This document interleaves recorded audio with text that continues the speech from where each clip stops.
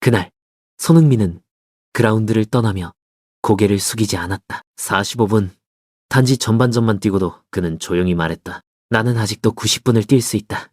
하지만 벤치에는 다른 그림이 있었다. 홍명보 감독은 그를 교체하면서 조커라는 단어를 꺼냈다. 풀타임을 자신하는 주장과 전략을 중시하는 감독. 이 미묘한 균열이 지금 한국 축구의 가장 뜨거운 논쟁을 만들고 있다.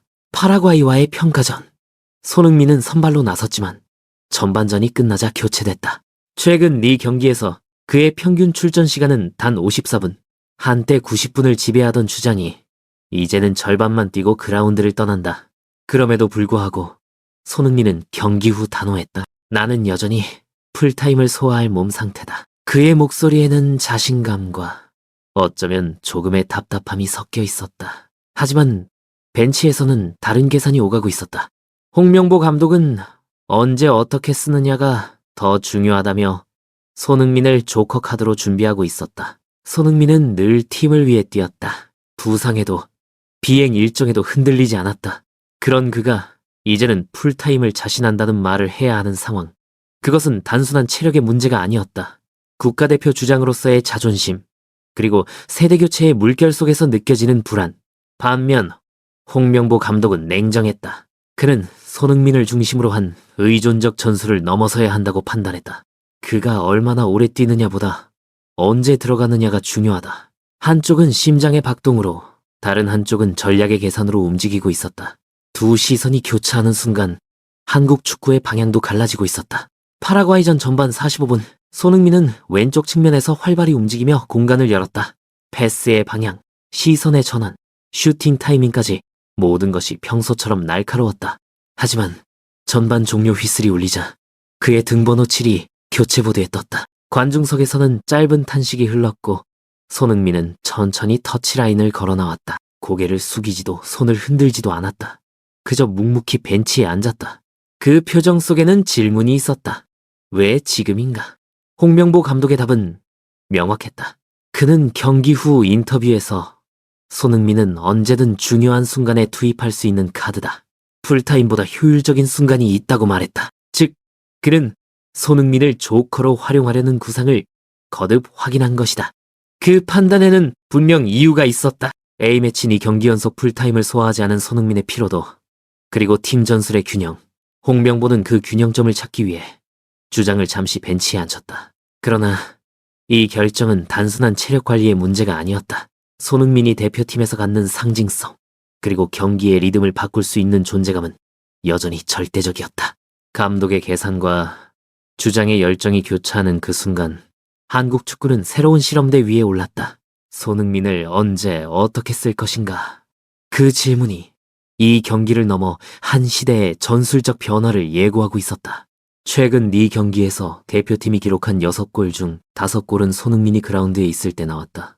그의 움직임이 공을 끌어당기고 시선을 모으며 공간을 열어주었다는 뜻이다. 그가 단순한 공격수가 아니라 전술의 중심이라는 사실을 보여주는 수치다. 그런 선수를 45분만 쓰는 전략, 과연 현명한 선택일까? 홍명보 감독의 구상은 분명 합리적이었다. 유럽 시즌과 A매치 일정을 병행하는 손흥민의 체력, 그리고 세대 교체 중인 대표팀의 균형을 고려하면 효율적 활용은 필요한 전략이다. 특히 손흥민이 투입되는 순간 경기의 흐름이 달라진다는 점은 그를 결정적 순간의 카드로 만드는 근거가 된다. 하지만 축구는 숫자로만 움직이지 않는다. 손흥민의 존재는 단순한 골 생산 이상의 의미를 가진다. 그가 뛰는 순간 팀은 자신감을 얻고 상대는 긴장한다.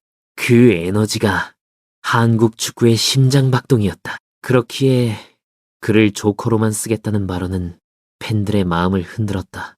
에이스는 언제나 경기의 시작과 끝에 있어야 한다. 이 말은 단순한 감정이 아니라 한국 축구가 지금까지 걸어온 역사에 대한 신념이기도 했다. 경기 후 인터뷰에서 손흥민은 짧지만 단호하게 말했다. 나는 언제든 90분을 뛸 수 있다. 몸 상태는 전혀 문제가 없다. 그의 말에는 주장으로서의 책임감과 스스로를 증명하고자 하는 의지가 깃들어 있었다. 홍명보 감독의 목소리는 다소 차분했다. 손흥민은 언제든 경기에 투입할 수 있는 카드다. 중요한 건 타이밍이다. 그의 어조에는 확신이 있었지만 동시에 조심스러움도 느껴졌다. 언론은 두 사람의 발언을 놓고 엇갈린 해석을 내놨다. 체력 관리 vs 상징성이라는 프레임이 만들어졌고 팬들 사이에서도 에이스를 왜 묶느냐는 논쟁이 뜨거워졌다. 그 한마디, 조커라는 단어가 한국 축구의 온도를 흔들어 놓은 것이다. 리더십이란 언제나 앞에 서는 것만을 의미하지 않는다. 때로는 뒤에서 흐름을 바꾸는 용기이기도 하다. 손흥민은 여전히 한국 축구의 심장이며 홍명보는 그 박동을 조율하는 지휘자다. 한쪽은 불타오르는 열정으로, 다른 한쪽은 냉철한 계산으로 팀을 이끈다. 이 두 시선이 충돌하는 순간 한국 축구는 더 단단해진다. 결국 중요한 건 누가 오래 뛰느냐가 아니라 누가 팀을 더 강하게 만들었느냐다. 그리고 그 답은 오늘도 조용히 훈련장으로 향하는 손흥민의 뒷모습 속에 있다.